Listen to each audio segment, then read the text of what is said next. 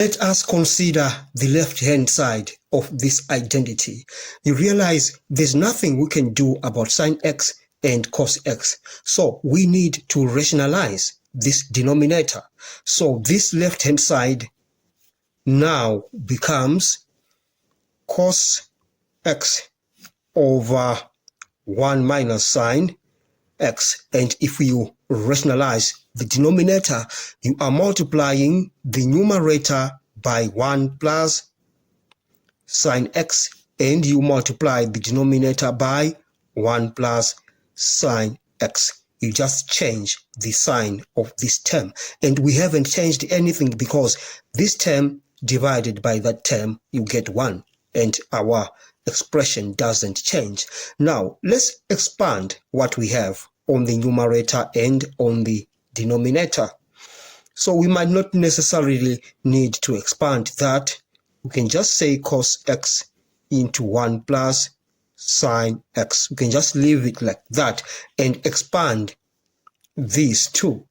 Now we are going to use the difference of two squares. You remember, according to the difference of two squares, we say a minus b times a plus b is equal to a squared minus b squared.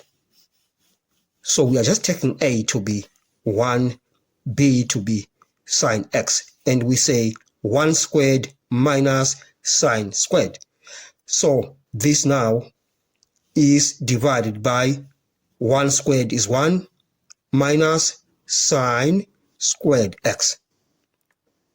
On the denominator, we are going to use the square identity.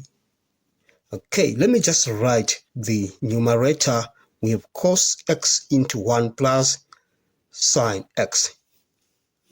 Now, according to the square identity, we say cos squared x plus sine squared x is equal to 1. And it follows that cos squared x is equal to 1 minus sine squared x, which is what we have right there. And that means this term is cos squared x. Right, so we are going to replace this whole expression by cos squared x. So we write cos squared x. We divide cos x into the numerator, we get 1. We divide cos x into that, we get cos x. So now we have 1 plus sine x over cos x.